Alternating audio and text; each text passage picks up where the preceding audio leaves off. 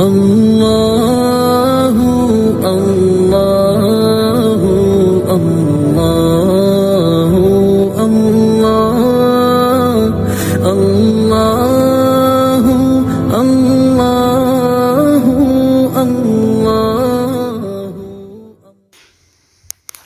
نحمده ونصلي على رسوله الكريم اما بعد فاعوذ باللہ من الشیطان الرجیم بسم اللہ الرحمن الرحیم اهدنا الصراط المستقیم صراط الذین انعمت علیہم غیر المغضوب علیہم ولا الضالین آمین صدق اللہ مولانا العلی العظیم۔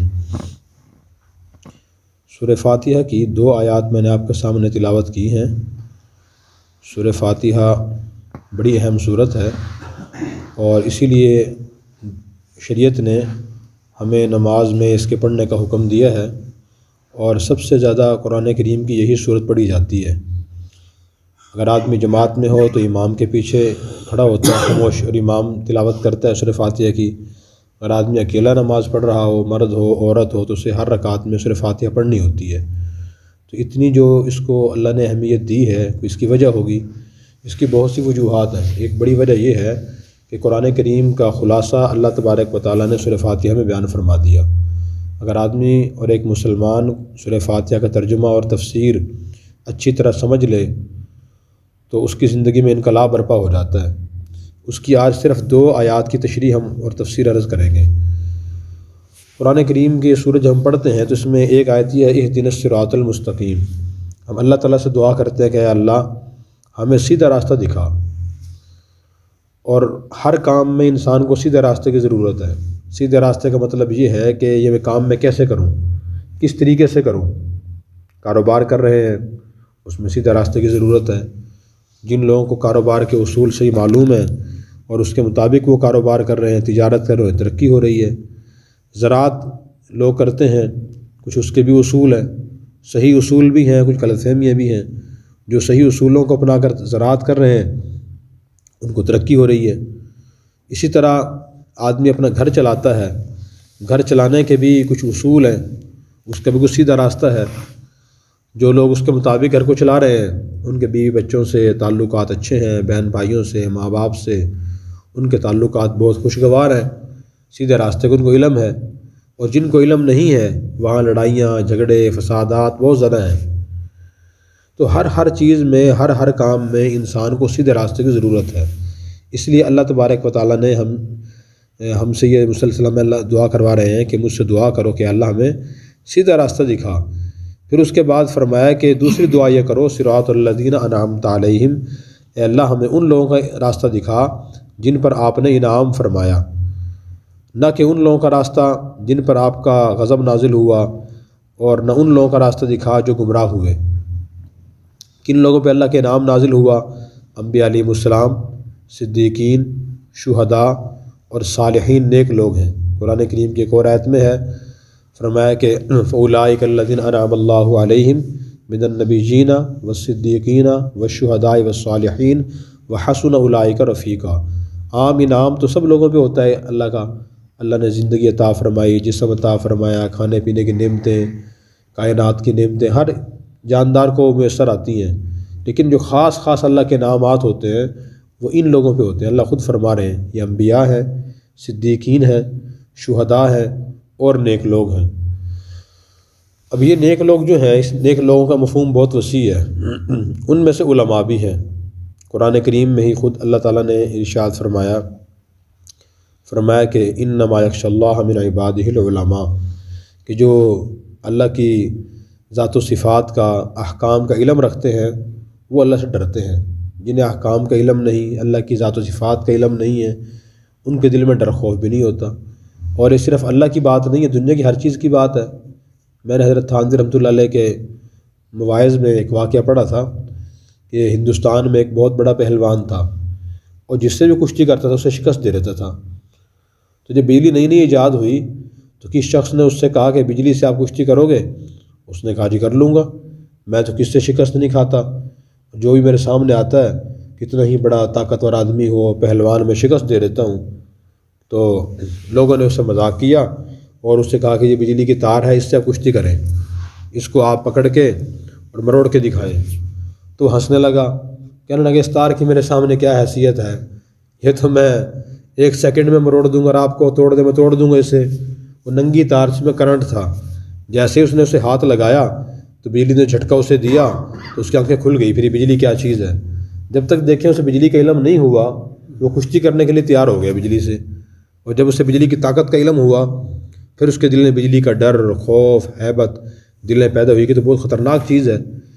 اسی طرح دوسرا واقعہ میں نے یہ پڑھا تھا کہ ہندوستان میں ایک آدمی گائے گم ہو گئی، وہ سارا دن وہ گائے تلاش کرتا رہا، اسے گائے نہ ملی، رات کو بھی تلاش کرتا رہا کہ شاید جنگل میں گائے چلی گئی ہو کھل کر اور چرتی ہوئی وہاں چلی گئی ہو۔ تو وہاں وہ تلاش کرنے کے لیے گیا اور اسے دور سے ہی محسوس ہوا کہ میری گائے بیٹھی ہے۔ وہ بہت خوش ہوا، اس کی پریشانی ختم ہو گئی، اور جنگل میں قریب جا کر اس نے اسے جو چیز اسے نظر آئی گائے کی شکل میں، اس سے اس نے گائے سمجھا، اسے جا کے پکڑنے لگا، اور قریب جا کے ایسے تو وہ جب غور سے دیکھا تو معلوم ہوا کہ تو شیر سویا ہوا ہے۔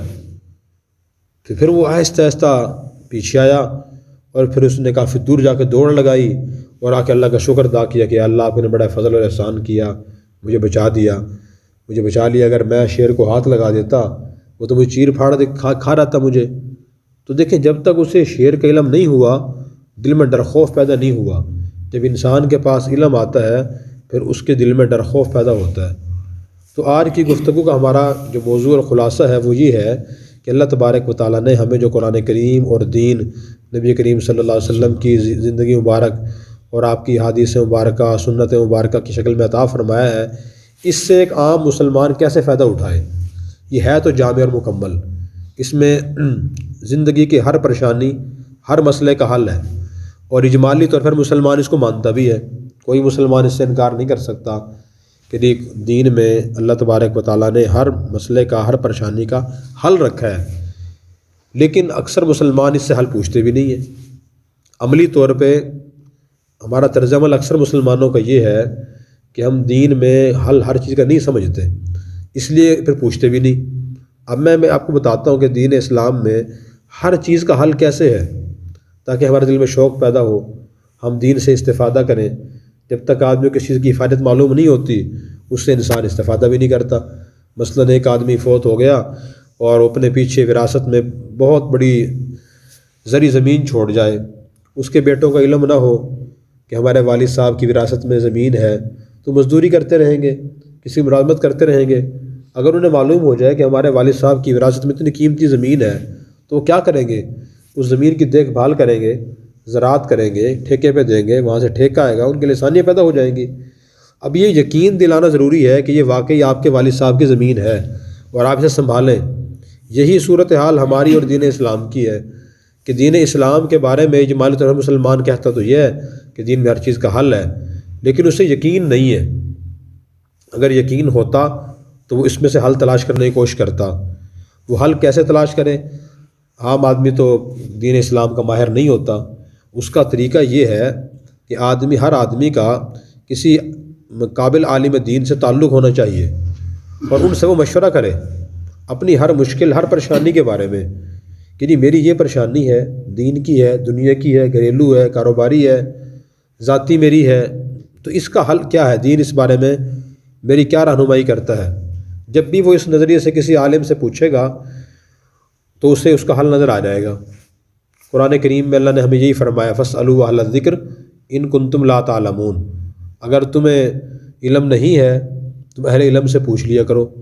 ایک اور آیت میں فرمایا الرحمن فاسأل بہ خبیرا، رحمان کے بارے میں کسی باخبر سے پوچھیے۔ البتہ ضروری ہے کہ وہ اچھا قابل عالم دین ہو، وہ آپ کو قرآن سنت سے اس کا حل بتائے گا۔ اگر آپ صرف ایک حافظ صاحب سے پوچھتے ہیں، قاری صاحب سے پوچھتے ہیں، یا مولانا صاحب ہیں لیکن گہرا مطالعہ نہیں، ان کا گہرا علم نہیں ہے، تو وہ آپ کو صحیح مشورہ نہیں دے سکیں گے۔ نبی کریم صلی اللہ علیہ وسلم سے صحابہ کرام سارے اسی طرح پوچھتے تھے، کیونکہ ہر صحابی تو شریعت کا ماہر نہیں تھا نا۔ کوئی صحابی حضور کی وفات سے 1 سال پہلے مسلمان ہوئے، کوئی 5 ماہ پہلے، کوئی 2 ماہ پہلے۔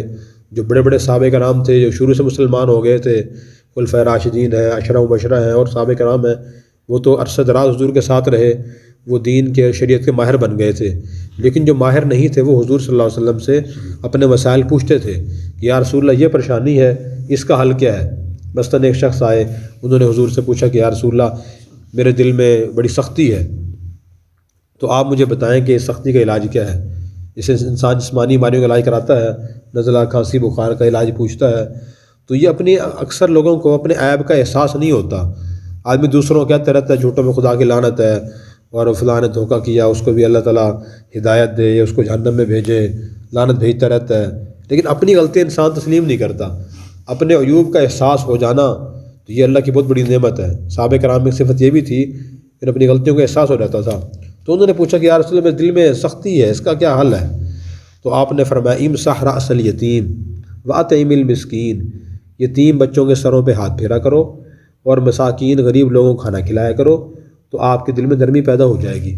اب دیکھیں دل کی جو سختی ہے اس سے بڑے مسائل پیدا ہوتے ہیں۔ بعض لوگوں کا مزاج بہت سخت ہوتا ہے، زبان سخت ہوتی ہے، اور وہ اس کو بالکل صحیح سمجھ رہے ہوتے ہیں، اپنی بیوی سے، بہن بھائیوں سے، ماں باپ سے، اولاد سے، گاہکوں سے، دکانداروں سے، وہ سب سے سختی سے پیش آتے ہیں، اور اس غلط فہمی میں مبتلا ہوتے ہیں کہ میں تو کھرا آدمی ہوں، میں تو بات بالکل صاف منہ پہ کہہ دیتا ہوں، میں اللہ کے سوا کسی سے نہیں ڈرتا، اور میں سب کو ٹھوک بجا کے رکھتا ہوں، سب پہ میں حاوی ہو کے رہتا ہوں۔ حالانکہ یہ دین کی تعلیم نہیں ہے۔ نبی کریم صلی اللہ علیہ وسلم کی صفت کیا ہے؟ اللہ نے بیان فرمایا وار صلی اللہ اللہ رحمت للعالمین، ہم نے آپ کو رحمت بنا کے بھیجے اور آپ بڑے مہربان تھے، نرم تھے۔ ایک اور آدمی فرمایا فبما رحمت من اللہ لنت لہم، اللہ کی مہربانی سے آپ لوگوں سے نرمی کرتے ہیں۔ ولو كنت فظا غلیظ القلب لانفضوا من حولک، اگر آپ کی زبان میں دل میں سختی ہوتی تو لوگ آپ کے قریب سے دور چلے جاتے۔ اب دیکھیں اللہ قرآن سچا ہے نا، نبی پاک کی باتیں سچی ہیں۔ اب جس کا مزاج بہت سخت ہے، سخت باتیں بولتا ہے، سخت دل کا مزاج کا سخت ہے، اسے نرمی اختیار کرنی چاہیے۔ صحابی کو احساس ہو گیا، انہوں نے پوچھا، حضور نے اس کا حل بتا دیا۔ دیکھیں حل نظر آ گیا۔ اگر ایسے آدمی کی زبان سخت ہو، نرم ہو جائے، دل نرم ہو جائے، اس کے بہت سے مسائل حل ہو جائیں گے۔ اپنے گھر والوں سے، دوستوں سے، رشتہ داروں سے تعلقات اچھے ہو جائیں گے اس کے، لیکن جب تک اس کی بیماری ختم نہیں ہوگی تو مسائل کھڑے رہیں گے اس کے لیے۔ تو دیکھیں قرآن کریم نے نبی پاک صلی اللہ علیہ وسلم حل بتایا، اس کا دین میں حل ہے۔ اسی طرح آپ صلی اللہ علیہ وسلم کے پاس اور صحابہ کرام بھی آتے تھے کہ یا رسول اللہ میرا یہ مسئلہ ہے، یہ پریشانی، اس کا حل کیا ہے؟ آپ اس کا حل بتا دیا کرتے تھے۔ صحابی آئے کہ یا رسول اللہ میں بہت غریب اور نادار ہوں، میری کچھ امداد کیجیے۔ انسان کی ضروریات ہیں، اس نے کھانا بھی ہے، پینا بھی ہے، اس کی رہائش کی ضرورت بھی ہے، اس کے لیے کرنسی چاہیے، اسے دولت چاہیے، مال چاہیے، کیونکہ انسان ثواب کے درجے میں اپنی ضروریات تک مال کے ذریعے پہنچتا ہے۔ تو اسی لیے شریعت نے فرمایا کہ حلال کمائیں۔ تو انہوں نے آ کے حضور سے سوال کیا کہ یا رسول اللہ میری ہیلپ کیجیے۔ تو آپ نے دیکھیں اس کا کیا حل بیان فرمایا۔ آپ نے ان سے پوچھا کہ آپ کے گھر میں کوئی سامان ہے؟ انہوں نے عرض کیا کہ میرے گھر میں صرف دو چیزیں ہیں، نمبر 1 لکڑی کا پیالہ ہے جس سے ہم پانی پیتے ہیں، نمبر 2 دوسری چیز ایک ٹاٹ ہے جس کا آدھا حصہ ہم بچھا لیتے ہیں اور آدھا حصہ اوپر اوڑھ لیتے ہیں، اس کے سوا گھر میں کوئی چیز نہیں، کچھ نہیں گھر میں۔ تو آپ نے فرمایا کہ وہ دونوں میرے پاس لے آئے۔ وہ صحابی حضور کے پاس لے آئے تو آپ نے دونوں چیزیں لے کے فرمایا بھئی من یشتری منی ہذین، مجھ سے 2 چیزیں کون خریدے گا؟ ایک صحابی نے عرض کیا کہ یا رسول اللہ میں خریدوں گا۔ پوچھا کتنے کی؟ تو انہوں نے عرض کیا کہ 1 درہم کی۔ تو آپ نے فرمایا کہ بھئی من یزید علی ھذا، اس سے زیادہ کون دے گا؟ ایک اور صحابی نے عرض کیا یا رسول اللہ میں خریدتا ہوں 2 درہم کی۔ آپ نے فرمایا کہ ٹھیک ہے یہ لے لیں اور 2 درہم دے دیں۔ 2 درہم آپ نے ان سے لے لیے۔ لینے کے بعد پھر آپ نے جن صحابی کا وہ سامان تھا ان کو فرمایا کہ 1 درہم کا بازار سے غلہ لیں، کھانے کی چیز کوئی لیں اور گھر میں ڈالائیں، اور دوسرے درہم کی بازار سے کلہاڑی لے کر آئیں۔ وہ کلہاڑی لے کر آ گئے اور 1 درہم کا غلہ گھر میں ڈال دیا۔ پھر آپ نے اس کلہاڑی میں اپنی طرف سے دستہ لگا دیا اور لگانے کے بعد فرمایا کہ یہ کلہاڑی لے جاؤ اور جنگل جا کے لکڑیاں کاٹو اور فروخت کرو، مجھے تم 10 یا 15 دن تک نظر نہ آنا۔ وہ صحابی گئے، لکڑیاں کاٹتے رہے، فروخت کرتے رہے، کاٹتے رہے، فروخت کرتے رہے، اور پھر وہ جب 10 یا 15 دن کے بعد حضور کے پاس آئے، ان کے پاس 15 درہم اکٹھے ہو گئے تھے۔ تو دیکھیں آپ نے غربت کا، بے روزگاری کا حل بیان فرمایا نہیں فرمایا؟ کتنا بہترین حل بیان فرمایا۔ نہ ان کے ذمہ قرض ہوا، نہ کس سے سوال کرنا پڑا، اور نہ کوئی سرمایہ کاری کرنی پڑی ان کو کہ وہ دکان بناتے، خریدتے یا اس میں مال ڈالتے، اتنے دولت ہی نہیں تھی، تو آپ نے ایک آسان سا حل ان کو بیان فرما دیا کہ دیکھیں یہ کریں انشاءاللہ آپ کی مشکل آسان ہو جائے گی، راستہ بتا دیا آپ نے۔ تو دین اسلام میں ہر چیز کا حل ہے۔ تیسرا واقعہ، حضرت عبداللہ بن مبارک رحمۃ اللہ علیہ، بہت بڑے فقیہ، محدث، مفسر گزرے ہیں، امام ابو حنیفہ رحمۃ اللہ علیہ کے ممتاز شاگردوں میں سے ہیں۔ یہ پہلے دین کی طرف متوجہ نہیں تھے، بہت خوشحال امیر آدمی تھے، ان کے سیبوں کے باغات تھے، یہ سیب کھاتے تھے، شراب پیتے تھے، دوستوں کو بلاتے تھے، گانا گاتے تھے، گانا سنتے تھے۔ تو ایک آلہ ہوتا تھا ستار، تو اسے بجایا کرتے تھے یہ گانا گاتے ہوئے۔ تو ایک مرتبہ گاتے گاتے وہ آلہ خراب ہو گیا اور وہ درست نہ ہوا، تو پھر انہوں نے تنگ آ کے وہ چھوڑ دیا۔ لیکن یہ پریشان رہتے تھے، بہت زیادہ ٹینشن رہتی تھی، ڈپریشن کا شکار رہتے تھے۔ تو انہوں نے پھر علم حاصل کرنا شروع کیا، دین کی طرف آئے۔ اور انسان ایسا ہی ہے، ہم سب انسان کمزور ہیں، خدا نہ خواستہ کوئی پریشانی تکلیف آ جائے، پھر انسان اللہ کی طرف سارا متوجہ ہو جاتا ہے، نماز شروع کر دیتا ہے، تلاوت شروع کر دیتا ہے، تسبیحات شروع کر دیتا ہے، صدقہ خیرات شروع کر دیتا ہے۔ تو انہوں نے دین سیکھنا شروع کیا۔ دین سیکھنے کے بعد پھر یہ فرماتے ہیں کہ میں نے ایک حدیث پڑھی، نبی کریم صلی اللہ علیہ وسلم نے ارشاد فرمایا کہ انظروا الی من هو اسفل منکم ولا تنظروا الی من هو فوقکم، کہ تم دنیا کے معاملات میں اور دنیا کی چیزوں کے لحاظ سے، دولت کے لحاظ سے، گھر کے لحاظ سے، سواری کے لحاظ سے، جوتے کپڑے کے لحاظ سے، اسٹیٹس کے لحاظ سے، دنیا کے لحاظ سے اپنے سے نیچے والے کو بھی دیکھا کرو، اور دین کے لحاظ سے اپنے سے اوپر والے کو دیکھا کرو۔ مثلا دنیا کے لحاظ سے اگر کسی کے پاس مکان ہے اور وہ پریشان ہے کہ جی میرا مکان صرف 5 مرلے کا ہے، بڑا ہونا چاہیے تھا، جیسے میرے فلاں بھائی رشتہ دار دوست کے پاس ہے، ویسا ہوتا تو پھر زندگی کا مزہ تھا، تو وہ اپنے سے کم تر کو بھی دیکھے، اس کو بھی دیکھے اس کا ذاتی مکان ہی نہیں ہے، وہ کرائے پہ مکان میں رہتا ہے، وہ اسے بھی دیکھے، یا اس شخص کو دیکھے جس کا مکان اس سے بھی چھوٹا ہے۔ جو اس طرح دیکھے گا تو اسے اللہ کا شکر ادا کرنے کی توفیق ہوگی۔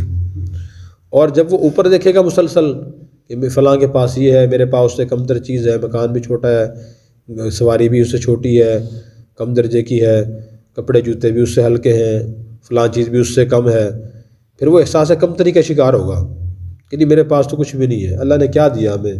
بہت سے لوگ کہہ رہتے ہیں اصل امیر لوگ تو فلاں فلاں فلاں ہیں جی، ہم تو امیر لوگ، ہم تو بہت غریب سے لوگ ہیں جی، تو پھر اسے ناشکری کی توفیق ہوگی۔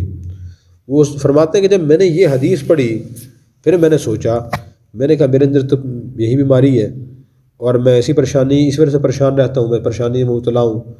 ان سے پہلے ان کی صورتحال یہ تھی، خوشحال تھے وہ، تو جو اکثر مالدار لوگ ہوتے ہیں انہیں فخر بہت زیادہ ہوتا ہے کہ جیسا ہم نے مکان بنایا ہے تو کسی نے ایسا نہیں بنایا، آپ بھائی آنا ذرا دیکھنا، ذرا گاڑی دیکھنا میری۔ شرعی لحاظ سے چیز حرام ہے کہ آدمی فخر میں مبتلا ہو، فخر کرے اور اس چیزیں مقابلہ کرے، اللہ تعالیٰ نے اس سے منع فرمایا، فرمایا الہاکم التکاثر حتی زرتم المقابر، کہ تم آپس میں مال و دولت کے فخر میں مبتلا ہوتے ہو اور اسی میں مبتلا رہتے ہو یہاں تک کہ تم قبرستان پہنچ جاتے ہو، یعنی مر جاتے ہو، تم سے فخر نہیں نکلتا اندر سے۔ تو اللہ نے اس سے منع فرمایا، اور نبی کریم صلی اللہ علیہ وسلم نے فرمایا انا سید ولد آدم کیا ولا فخرا، کہ میں قیامت کے دن اولاد آدم کا سردار ہوں گا، مجھے کوئی فخر نہیں ہے اس پہ، تو فخر سے آپ نے منع فرمایا۔ تو ان میں یہ ان کی پریشانی کا مسئلہ تھا۔ جب انہوں نے حدیث پڑھی یہ، تو حدیث پڑھ کے وہ فرماتے ہیں کہ میں سمجھ گیا میری پریشانی کا مسئلہ یہ ہے، میں جس دوست کے پاس جاتا ہوں اس سے پوچھتا ہوں کہ آپ کا کپڑا کہاں سے لیا ہے، سلوایا کہاں سے ہے، آپ کا گھوڑا کس نسل کا ہے، کتنے خریدا ہے آپ نے فلاں چیز کہاں سے لی ہے، کتنے کی لی ہے، تو اس کو دیکھ دیکھ کے میں پریشان رہتا ہوں۔ اس کے فرماتے ہیں میں نے یہ اپنا طرز عمل چھوڑ دیا، میں غریب لوگوں کو دیکھتا تھا، سوچتا تھا، تو اس کے بعد زندگی میں سکون پیدا ہو گیا۔ تو دیکھیں زندگی کی میں ایک حدیث صرف پڑھی اور سمجھی، سکون پیدا ہوا یا نہیں ہوا۔ تو قرآن کریم میں اللہ تبارک و تعالیٰ نے ہر چیز کا حل بیان فرمایا ہے۔ تو ہر مسلمان کا کسی ایک اچھے عالم دین سے رابطہ ہونا چاہیے جو جامع ہو، اور اس سے مشورہ کرے تو اسے ہر مسئلے کا حل مل جائے گا۔ عموماً مسلمان جو دین سے کچھ محبت رکھتے ہیں وہ کیا کرتے ہیں، اکثر یوٹیوب کا، فیس بک کا، واٹس ایپ کا پیکج ہوتا ہے، اس میں علماء کے مختلف بیانات آتے رہتے ہیں، وہ سنتے رہتے ہیں، وہ تو اس سے اتنا فائدہ نہیں ہوتا جتنا مشورہ کرنے سے فائدہ ہوتا ہے۔ اس کی مثال ایسے ہے جیسے ایک آدمی بیمار ہوتا ہے تو اس کے لیے ہر دوائی مفید نہیں ہوتی، کوئی مخصوص دوائی ہوتی ہے اس کے لیے، مخصوص گولی کیپسول، کوئی انجیکشن، کوئی سیرپ، کوئی جڑی بوٹی، مخصوص دوائی ہوتی ہے، اس کا فیصلہ آدمی خود نہیں کر سکتا، ڈاکٹر اس کا فیصلہ کرتے ہیں کہ جی آپ کو یہ مسئلہ ہے اور اس کے لیے یہ دوائی آپ کے لیے بہترین ہے اور اس مقدار میں مفید ہے، پھر آدمی کو شفا ہوتی ہے۔ اس لیے ڈاکٹر کو اس کا علم ہوتا ہے۔ اگر آدمی خود ہی تجربے کرتا رہے، ایک دوائی لی وہ استعمال کر لی، دوسرے لی وہ استعمال کر لی، تیسرے لی وہ استعمال کر لی، اس کو فائدہ نہیں ہوتا۔ مثلا آج کل نزلہ کھانسی عام ہے سردی کی وجہ سے۔ اب آپ دیکھیں صرف کھانسی کتنے سیرپ ہے، بہت سیرپ ہے۔ کچھ سیرپ ایسے ہیں جو خشک کھانسی کے لیے مجرب ہیں، کچھ سیرپ ایسے ہیں جو تر کھانسی کے لیے مفید ہیں، کچھ سیرپ ایسے ہیں جو بچوں کے لیے ہیں، کچھ بڑوں کے لیے ہیں، اور کچھ سیرپ ایسے ہیں جو کھانسی انتہائی درجے کی ہو اور اس کی وجہ سے سانس کے رگیں بند ہو جائیں، ان کو وہ کھولنے کے لیے ہوتے ہیں۔ کتنے سیرپ ہیں۔ اب یہ فیصلہ ڈاکٹر نے کرنا ہوتا ہے کہ اس کو کھانسی کون سی ہے، کس سٹیج کی ہے، اور کتنا اس کو دوائی دینی چاہیے۔ وہ اتنی استعمال کرے گا، ڈاکٹر کے مشورے سے فائدہ ہوگا۔ ٹھیک دین کی مثال بھی یہی ہے کہ آدمی خود مرضی سے جو چیز سامنے آئی عمل کر لیا، کچھ پڑھ لیا، کچھ دیکھ لیا، کچھ سن لیا، اس سے اتنا فائدہ نہیں ہوتا، بلکہ بعض اوقات نقصان ہوتا ہے۔ میں اس کی مثال آپ سے عرض کر رہا ہوں کہ حالات کے بدلنے سے، افراد کے بدلنے سے مسائل بدل جاتے ہیں۔ جس دوائی بدل جاتی ہے مسائل بھی بدل جاتے ہیں۔ حضرت عبداللہ بن عباس رضی اللہ عنہ نبی کریم صلی اللہ علیہ وسلم کے چچا زاد بھائی تھے، آپ نے ان کو دعا دی تھی، اللہم علمہ الکتاب وفقہہ فی الدین، اے اللہ کو قرآن کریم کا علم عطا فرما، ان کو دین کی سمجھ عطا فرما۔ تو انہیں بڑی سمجھ تھی دین کی، سمجھ بھی ایسے نہیں ملتی، دنیا کی کوئی چیز ویسے تو نہیں ملتی کہ آدمی دعا کرے، تسبیح کرے، بس فوراً سمجھ مل جائے۔ نہیں، اللہ تعالیٰ نے چیزوں کو محنت سے جوڑا ہوا ہے۔ جس کی جس شعبے اور کام پہ زیادہ محنت ہے اس کو اسی کی ذرا سمجھ ہے۔ ایک ڈاکٹر ہے، اس میں بھی فرق ہے، MBBS ہے، اسپیشلسٹ ہے، فزیشین ہے، سرجن ہے، جس کی زیادہ بڑی ڈگری ہے، زیادہ اس کی محنت اور کوشش ہے، توجہ ہے اپنے کام پہ، اس کو اللہ تعالیٰ نے زیادہ اس چیز کا تجربہ عطا کیا ہے، مہارت عطا کی ہے۔ اور جس کے اتنا محنت نہیں ہے، کوشش نہیں ہے، ٹمپریلی کام کرتا ہے، اسے تجربہ نہیں ہوتا۔ تو حضرت عبداللہ بن عباس اللہ کے بہت بڑے ماہر شریعت تھے۔ تو ایک مرتبہ ان کے پاس ایک شخص آئے اور آ کے انہوں نے پوچھا، مسئلہ پوچھا کہ حضرت مسئلہ بتائیں کہ اگر ایک آدمی کسی کو قتل کر دے، کسی مسلمان کو، اور پھر وہ توبہ کرے، کیا توبہ قبول ہو جائے گی؟ انہوں نے فرمایا کہ نہیں، اس کی توبہ قبول نہیں ہوگی۔ کچھ عرصے کے بعد پھر ایک اور شخص آیا اور اس نے باقی یہی مسئلہ پوچھا، حضرت یہ بتائیں کہ اگر ایک مسلمان کو ناحق جان بوجھ قتل کر دے، کیا اس کی توبہ قبول ہو جائے گی؟ انہوں نے فرمایا کہ جی ہو جائے گی۔ جو قریب لوگ بیٹھے تھے انہوں نے کہا حضرت کچھ عرصہ کے پہلے ایک مسئلہ یہ پوچھا تھا، آپ نے اس کو فرمایا توبہ قبول نہیں ہوگی، اور اس کو فرمایا کہ ہو جائے گی۔ تو شریعت کا مسئلہ تو ایک ہی ہوتا ہے، تو آپ نے ایک کو ہاں کہہ دوسرے کو نہ کہہ دیا، اس کی کیا وجہ تھی؟ آپ بھول تو نہیں گئے؟ تو وہ اس کو رائے انہوں نے فرمایا کہ نہیں بھائی، شریعت کا مسئلہ ایک نہیں ہوتا، شریعت کا مسئلہ ایک۔ آج بہت سے عام مسلمان بھی علماء پہ یہ اعتراض کرتے ہیں کہ جی مولوی صاحب ہمیں تو منع کر رہے تھے، خود وہی کام کر رہے تھے۔ کرتے ہیں نا اعتراض، جی ہمیں منع کرتے ہیں، خود مولوی صاحب فلاں یہ کام کر رہے تھے۔ وہ اکثر ایسا نہیں ہوتا، اس کی وجہ یہی ہوتی ہے کہ تو باریک فرق ہوتا ہے، معمولی صورتحال کا فرق ہوتا ہے کہ اس کی صورتحال اور تھی، اس کی صورتحال اور ہے، یا اس کے لیے وہ اس کی کنڈیشن کوئی اور تھی، اس کی کنڈیشن کوئی اور تھی، یہ مسئلہ ہوتا ہے۔ تو حضرت عبداللہ بن عباس رضی اللہ عنہ نے فرمایا کہ بھی مسئلہ ایک نہیں ہوتا، حالات اور افراد کے بدلنے سے مسائل بدل جاتے ہیں۔ جس کو میں نے یہ کہا تھا کہ توبہ قبول نہیں ہوگی، مجھے اس کے بارے میں یقین سے علم تھا کہ اس کی ایک شخص سے دشمنی تھی، اور اس کے دل میں خیال آیا کہ میں اسے قتل کر دوں، جان چھوٹ جائے گی، جو مجھے تنگ کرتا ہے تنگی ختم ہو جائے گی۔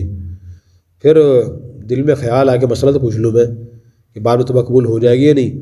اگر توبہ قبول ہوئی میں توبہ کر لوں قتل کر کے، پھر قتل کر دوں گا، توبہ قبول نہ ہوئی تو قتل نہیں کروں گا۔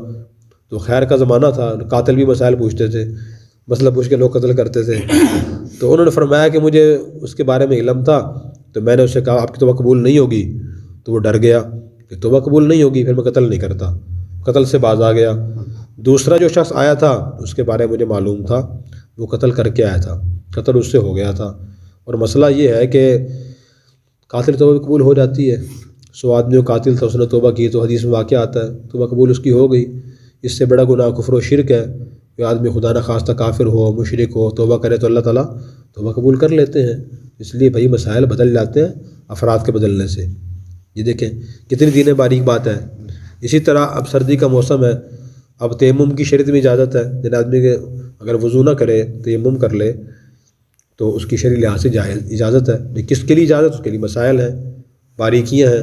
اگر ایک آدمی بالکل صحت مند نوجوان ہے اور اسے پانی نقصان نہیں دیتا وضو کرنے سے، غسل کرنے سے، اس کو ویسے سردی تو لگتی ہے پانی استعمال کرنے سے، اسے سردی سے بچنے کے لیے کہتا ہے میں تیمم کر لوں جی، اس کے لیے جواب یہ ہے کہ آپ کے لیے تیمم کرنا جائز نہیں ہے۔ اگر آپ پہ غسل فرض ہے تو آپ غسل کریں، وضو فرض ہے تو وضو کریں۔ اور دوسرا شخص ایسا ہے جس کے بارے میں پتہ ہے کہ اس کے واقعی دمے کا مریض ہے، یہ جیسے وہ پانی میں ہاتھ ڈالتا ہے بیمار ہو جاتا ہے، یہ بہت ضعیف بوڑھا آدمی ہے، تو اگر وہ مسئلہ پوچھے اسی کنڈیشن یہ بتا رہی ہے کہ اس حالت میں اس کے لیے تیمم کرنا جائز ہے۔ لیکن میں نے 2 مثالیں عرض کی ہیں۔ اگر ایک آدمی نوجوان جو ہے وہ کہتے ہیں دین میں سختی نہیں ہے، دین میں بڑی آسانی ہے، اللہ بڑے غفور رحیم ہے، اللہ بڑے ارحم الراحمین ہے، اور وہ سمجھ کے خود یہ سب چیزیں سوچ کے تیمم کرے گا، اس کی نہ نماز ہوگی، نہ اس کا غسل ہوگا، نہ اس کے وضو ہوگا، نہ اس کے لیے تلاوت کرنا اور ہاتھ لگانا جائز ہے قرآن کریم کو۔ تو اس طرح دین میں باریکیاں ہیں اور وہ پوچھنے سے سوال کرنے سامنے آتی ہیں۔ اس لیے ہر مسلمان ہے کسی اچھے عالم سے رابطہ ہونا چاہیے، جب بھی کوئی مسئلہ مصیبت پریشانی ہو تو وہ مشورہ کریں ان سے، تو مشورہ کریں گے اس سے گرہیں کھلیں گی، نئے نئے حل نظر آئیں گے کہ یہ پریشانی ہے، قرآن و سنت میں اس کا یہ حل رکھا ہوا ہے۔ گھریلو مسائل ہوں، کاروباری مسائل ہوں، تعلقات کے مسائل ہوں، اس کا حل نظر آئے گا۔ اب مسلمان اکثر پوچھتے نہیں ہیں، اس کی وجہ کیا ہے؟ غلط فہمی میں مبتلا ہے بہت ذرا۔ ایک تو اس وجہ سے کہ وہ سوچتے ہیں کہ جی بس ہماری قسمت کی بات، قسمت ہی میری ایسی ہے اس لیے میرے مسائل ٹھیک نہیں ہو رہے۔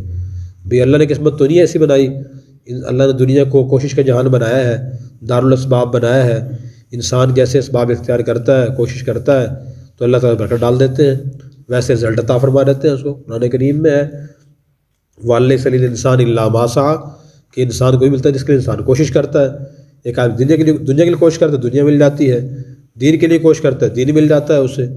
تو کوشش کرنے سے اللہ تعالیٰ کوشش محنت ضائع نہیں کرتے اور اس کا رزلٹ عطا فرماتے ہیں۔ بعض لوگ اس لیے نہیں پوچھتے قسمت میری ایسی ہے۔ اچھا بعض لوگ کیا کرتے ہیں، صرف بس یہ پریشانی آتی ہے تو وہ کہتے ہیں کہ جی بس وظیفہ پڑھ لیں، آیت کریمہ پڑھ لیں، درود شریف پڑھ لیں، استغفار پڑھ لیں، اللہ تعالیٰ آسانی کر دیں گے۔ یہ سب چیزیں نیکی کی ہیں، لیکن دیکھنا یہ پڑتا ہے کہ کیا اس کا اصل حل کیا ہے۔ مثلاً ایک آدمی کی اولاد نافرمان ہے تو اس کے لیے کیا صرف دعا کافی ہے؟ دین نے صرف دعا بتائی ہے اس کے لیے؟ دعائیں بھی ہیں، ربنا ہب لنا من ازواجنا وذریاتنا قرۃ اعین وجعلنا للمتقین اماما، سورہ فرقان کی آیت ہے۔ اللہ نے دعا سکھائی، میں اللہ میں ایسی بیوی اولاد عطا فرما میرا کو ٹھنڈک بنے، ٹھنڈک کا ذریعہ بنے، دعا بھی سکھائی ہے۔ لیکن کیا صرف دین نے صرف دعا ہی سکھائی ہے؟ یہ کوئی اور ہدایت بھی دی ہے اس کے بارے میں؟ اکثر لوگوں کو پتہ نہیں ہے۔ معاشی حالات اچھے نہیں ہیں، جی دعا کر دے میرے لیے، یہ میں کوئی وظیفہ بتا دے مجھے تاکہ اللہ میری سن لے، میری مشکل آسان کر دے جی، تو کیا دعا بھی کرنی چاہیے۔ لیکن کوئی اور بھی شریعت نے اس کو کچھ چیز بتائی ہے نہیں بتائی۔ اور دعا کی حیثیت کیا ہے، دعا کس حد تک کام کرتی ہے، ساتھ کی چیز اور چیز ہمیں حکم ہے یا نہیں ہے، وہ اکثر لوگوں کو پتہ نہیں ہوتا اور وہ عمل نہیں کرتے، کافی عرصہ دعا کرتے رہتے ہیں، جو اس سے زیادہ اہم چیز ہوتی ہے وہ نہیں اپناتے، تو مسئلہ حل نہیں ہوتا۔ مثلاً اولاد نافرمان ہے تو اس کے لیے دین نے کیا طریقہ بتایا فرزاد بنانے کا؟ دین نے اس کے طریقے بتائے ہیں، نبی کریم صلی اللہ علیہ وسلم نے کی احادیث ہیں، آپ کی تعلیمات ہیں، آپ نے فرمایا مروا اولادکم بالصلاۃ وہم ابناء 7، جب تمہاری اولاد 7 سال کی ہو جائے تو انہیں تم زبانی کلام میں اچھی کاموں کی، اچھی باتوں کی تلقین کریں، نماز کا حکم دیں انہیں۔ اب جن کی اولاد چھوٹی ہے اور وہ 7 سال قریب ہے، وہ اس وقت ان کی مثال گرم لوہے جیسی ہے، جس طرف آپ موڑیں گے وہ مڑ جائے گی۔ اور جس کی اولاد بڑی ہوگی اور نافرمان ہو گئی ہے، 20 سال کی، 25 سال کی، 30 سال کی، اب اس کا فرمانبردار بننا بہت مشکل ہے، بہت مشکل ہے، وقت گزر چکا ہے۔ اس کے لیے دعا کریں، لیکن نا امید اس سے بھی انسان نہ ہو، اس کے لیے دین پھر کہتا ہے اچھا ماحول فراہم کیا جائے ان کو۔ فرمایا کہ آپ نے فرمایا کہ اچھا ماحول جو ہے نا وہ لا تصاحب الا مؤمنا، مومن کے پاس بیٹھو، جو صحیح معنی ہے مومن ہو، جس کے پاس شریعت کا علم و عمل کرتا ہو اس کے پاس بیٹھیں، انشاءاللہ ماحول سے بدل جائے گا۔ لیکن جو بچپن کا وقت ہے تو وہ بڑا اچھا ہے، تو اس وقت ان کی تعلیم تربیت کی جائے۔ اسی طرح آپ نے یہ بھی ارشاد فرمایا کہ وَضْرِبُوهُمْ عَلَيْهَا هُمْ أَبْنَاءُ 10 سِنِينَ، تو تمہاری اولاد 10 سال کی ہو جائے پھر بھی وہ نماز اچھے کاموں کے عادی نہ بنے تو سختی کر کے ان کو اس کام کا عادی بناؤ۔ تو جو والدین شروع سے اولاد کو کنٹرول کرتے ہیں، اچھے برے کاموں کی تلقین کا، اچھے کاموں کی تلقین برے کام منع کرتے رہتے ہیں، تو ان کی اولاد فرمانبردار بنتی ہے۔ اور نافرمان اکثر انہی کی ہوتی ہے جنہوں نے بچپن سے ان احکام پر عمل نہیں کیا ہوتا۔ تو ان احکام پر عمل نہیں کیا جو حضور نے تعلیمات دی، رہنمائی فرمائی ہے، اس کا نتیجہ پھر یہ ہوتا ہے کہ اولاد نافرمان ہو جاتی ہے۔ تو ایک غلط فہمی یہ ہے کہ آدمی صرف دعا کرتا ہے، جو دین کی تعلیمات ہیں، احکام ہیں، ان پر عمل نہیں کرتا، تو صدقہ خیرات کر دیتا ہے، اس کا ثواب بھی ملتا ہے، لیکن جب مصیبت پریشانی آئی ہوئی ہے تو دین نے اس کا حل کیا بتایا ہے وہ اکثر لوگوں کو پتہ نہیں ہوتا، اس لیے ایک آدمی عرصہ دراز تک پریشان رہتا ہے۔ جیسے ایک آدمی بیمار ہو جاتا ہے، اچھے حکیم ڈاکٹر سے وہ رابطہ نہیں رکھتا، وہ کسی کم علم سے رابطہ رکھتا ہے اور وقت گزرتا رہتا ہے، وہ حقیقت تک نہیں پہنچتے اور آدمی کی بیماری بہت طویل ہو جاتی ہے۔ یہی مثال ہمارے مسائل کی ہے۔ اگر ہم کسی اچھے عالم سے مشورہ کریں گے اور اس کا حل دریافت کریں گے تو دین اسلام میں ہر چیز کا حل ہے اور وہ ملتا ہے، انسان کو اپنانے سے مسئلہ حل ہو جاتا ہے۔ سب حضرات کوشش فرمائیں گے اس کی۔ اللہ تبارک و تعالیٰ مجھے اور آپ کو دین اسلام کی تعلیمات سے بھرپور استفادہ کرنے کی توفیق عطا فرمائے۔ الحمدللہ رب العالمین، والصلاۃ والسلام علی سید الانبیاء والمرسلین وعلی آلہ واصحابہ اجمعین۔ ربنا آتنا من لدنک رحمہ وہیئ لنا من امرنا رشدا، اللہم وفقنا لما تحب وترضى من القول والعمل والفعل والنیت والہدی انک علی کل شیء قدیر۔ اے اللہ ہمیں دین سے محبت نصیب فرما، دین سیکھ کر عمل کرنے کی توفیق عطا فرما۔ اے اللہ ہماری حاضرین کی اور پوری امت کی تمام مشکلات آسان فرما، تمام جائز حالات و ضروریات اپنے غیب کے خزانوں سے پوری فرما۔ اے اللہ مرتے دم تک ہمیں دین اسلام پر استقامت عطا فرما، مرتے وقت کلمہ طیبہ نصیب فرما۔ صلی اللہ تعالی علی خیر خلقہ سیدنا و مولانا محمد وعلی آلہ واصحابہ اجمعین برحمتک یا ارحم الراحمین۔